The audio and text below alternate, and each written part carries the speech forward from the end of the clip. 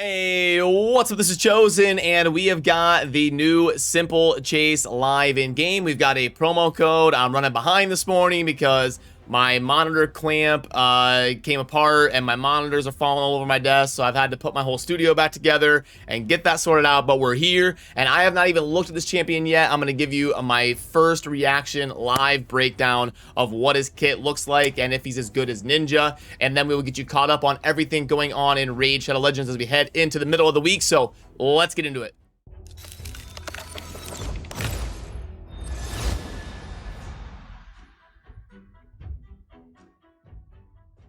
Alrighty, so first things first, what you're going to want to do is you're going to want to go and put in this promo code SIMPLE. You're going to do this by clicking the 3-bar menu on the left and then click promo codes. You're going to type S1MPLE and then go confirm, and boom, you will get some free goodies for you to embark on your journey. And it is also super amazing that the starting champions ice skating is back this year. We were actually just talking about this yesterday on stream. I love that. It gives the Bastion and the home screen of Raid a lot more life and ambience to it. So I love that they brought the skating champions back, and you'll notice there's only 3 of them: Gaelic, Kale, and Aethel. And you're like, where is Elaine? Elaine was actually eaten during the tutorial by the dragon. So the 4 champions during the tutorial, they're going through the dungeon, they come up to the dragon, and then the dragon clamps down and eats Elaine. So they're probably trying to stick consistent with the lore, and that is why you only see 3 of them here and not Elaine, because she was eaten by the dragon. But now we've got to dive into this promo champion that is obviously based off of the CSGO pro Simple, who plays for Team Navi. He's an amazing FPS gamer, and that is who this champion is going to be based on. So we're doing something similar to the Ninja promotion, where they take a professional streamer, gamer, and then they work with them as part of a sponsorship to add them to the game. And then I'm sure he will be promoting Raid Shadow Legends for a certain amount of time or whatever. But anyway, people were talking in the community about how it's going to be kind of weird and won't fit the aesthetic to have a champion named Simple, which is like a gamer tag or whatever. But that is why they ended up going with Alexander the Sharpshooter.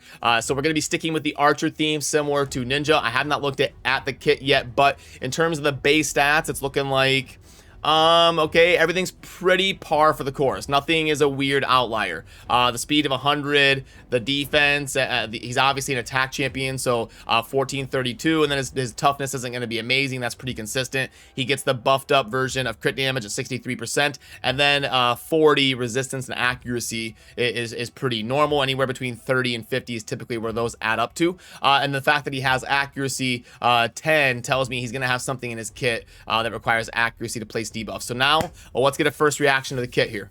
So let's get started with the A1. We've got to attack one enemy with a 35% chance of placing a freeze debuff for 1 turn, and then that increases from 35 to 50 if the enemy is from the Orc or Ogre and Tribe factions. This stays consistent with the lore of High Elves are usually mortal enemies of the Orcs, and then they threw in Ogre and Tribes as well. So gonna get a buffed up chance to the A1 there. It's a single hitter. That's not super overwhelming. Then we've got an A2. This books to a 3-turn cooldown, which is good. We're getting an AoE, 100% booked up, defense break, and then also a chance to place a weaken if they're from the Orcs or the Ogre and Tribes. We've already got a lot of defense break in the game, and we're only getting the defense down and the weaken if it's of 2 factions in the game.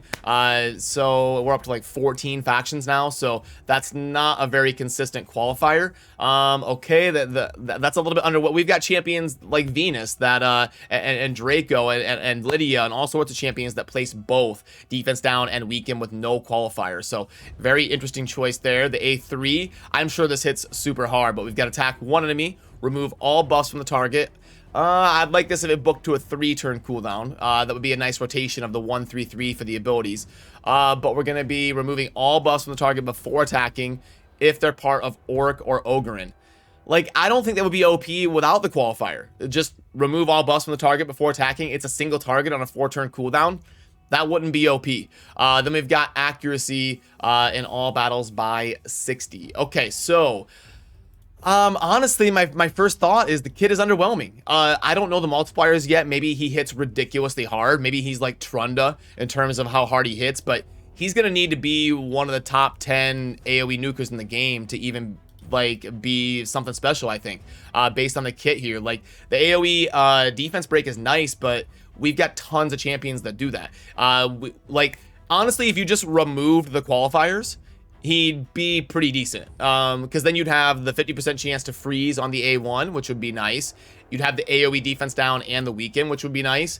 And then you'd have some single target sniping ability with removing all buffs from the target and then going and attacking them. So really weird decision on the qualifiers. I understand you want the high elf and the orc kind of lore synergy, but yeah, all in all, I would give this I'd give this like a C plus, something like that. Without the qualifiers, I'd probably give it a B plus.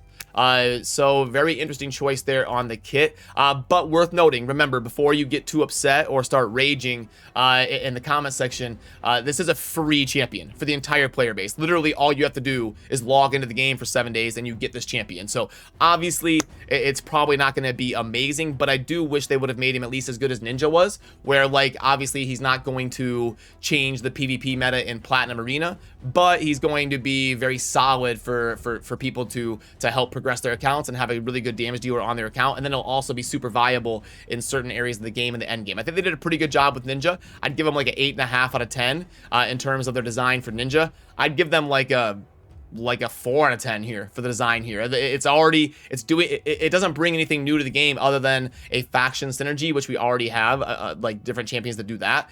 Defense break, freeze, and single target buff removal. Like there's really nothing here interesting. Ninja had interesting mechanics and brought new things to raid in terms of his snowballing of his DPS and stuff. So very interesting, and I do think they did worse on this one than they did with the Ninja promo.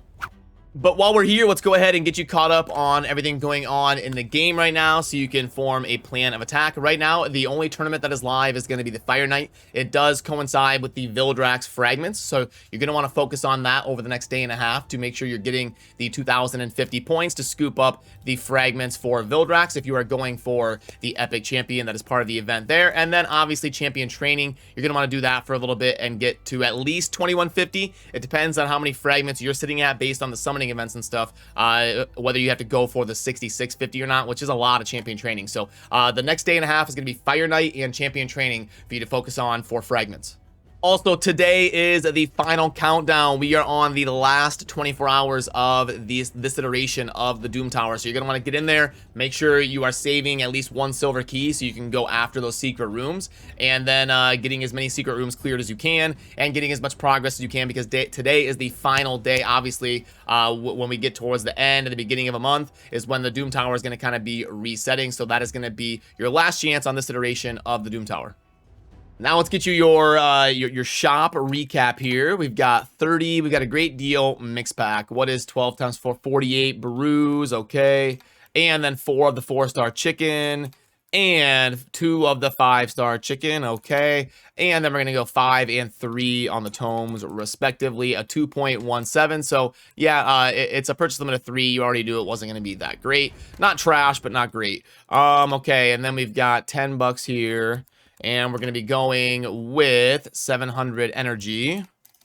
And then we're going to do multi-battles. I don't have those on here, but we'll do full energy of 12 and 1.83. So if 150 multi-battles are worth like $2 or $3 to you, this one's not that bad in terms of an offer, but worth noting that it is going to come to you over the next 3 days. You're not going to get all of that instantly. I don't think it's super amazing though. The monthly pack here, okay, the mini mix one we just plugged in, and the speed pack, $25 for 6-star epic gear. So the whales will be buying these out and trying to get as many triple rolls as they can on speed gear. But for most of you, you're way better off spending your money elsewhere than do whale out on speed gear. So really nothing super noteworthy in the shop today.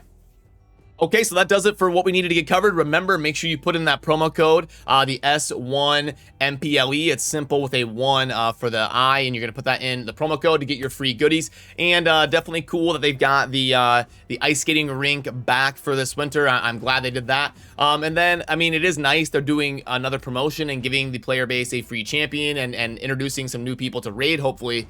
But I'd give him like a 4 out of 10 for the design of the champion. So not that great in terms of bringing something new to the game, something exciting, and something that players are really going to want. But anyway, that's going to do it for my thoughts on it. Let me know down below what you think. Do you agree with me, disagree with me? Am I being too harsh? How do you feel about that? I really enjoy reading your feedback and then talking about that in future videos as well. So that is going to do it for me. I'm going to head on over to stream. If you would like to come say hi, I'll be live for the next couple hours. You'll find the link down below, or you can come join us if you would like. But otherwise, have a great rest of your week, and I will see you soon. Peace.